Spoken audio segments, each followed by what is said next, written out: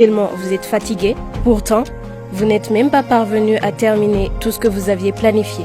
Et là, vous vous dites, qu'est-ce que le temps passe vite? Rassurez-vous, vous n'êtes pas le seul.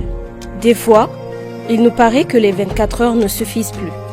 Chaque jour, nous perdons du temps. Et notre rythme de vie affecte d'une certaine façon toute notre existence. Mais alors, comment? Tout simplement parce que dans une journée, il y a du temps qu'on passe sans être productif. En voici quelques raisons. La première, c'est le temps que l'on perd volontairement. Entre autres, le temps que l'on passe sur Internet, WhatsApp, Facebook, bref, les réseaux sociaux. Environ 3 heures. Les appels téléphoniques, sans objet précis, d'1 heure au moins. Allô? Oui, ego sha. Ego, naramubonye. Wamubonye gute wewe? Ah, ego. Les réunions trop fréquentes, trop longues ou mal préparées. Alors, les points à l'ordre du jour sont...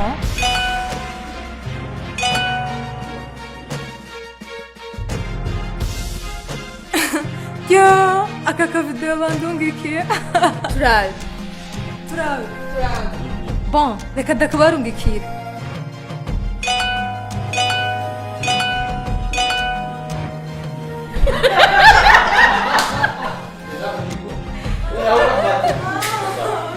Qui ajoute 30 minutes de plus sur le temps imparti.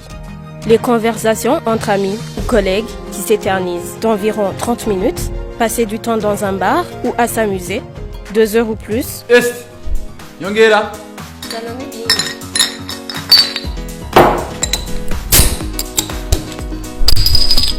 Et j'en passe. La deuxième raison, le temps que l'on perd indépendamment de notre volonté. Par exemple, les files d'attente aux arrêts bus de 30 minutes, un service d'accueil lent, 10 minutes d'attente minimum. Et j'en passe. La dernière raison est qu'il y a aussi du temps qui est déjà consacré à des choses indispensables à la survie de l'homme, comme se nourrir au moins 3 fois par jour, 1h30 en tout, dormir au moins 6 heures par jour, passer au lieu d'aisance 10 minutes, etc. Si on fait le calcul, on trouve qu'on a passé environ 16 heures sans être productif. En une année, on aura perdu 5840 heures, ce qui équivaut à 8 mois précisément. Or, d'après l'Institut des statistiques et d'études économiques du Burundi, ISTEBO, l'espérance de vie d'un Burundais est estimée à 59 ans. Revenons à nos calculs. Si dans une année, on perd 8 mois, alors, dans 59 ans, on aura perdu 472 mois, soit 39 ans. C'est-à-dire que sur notre espérance de vie, il ne nous reste que 20 ans pour être productif. N'oublions pas qu'il y a d'autres imprévus qui grignotent notre temps, notamment les longues files d'attente dans les banques et d'autres services publics, les discours interminables dans les fêtes, etc.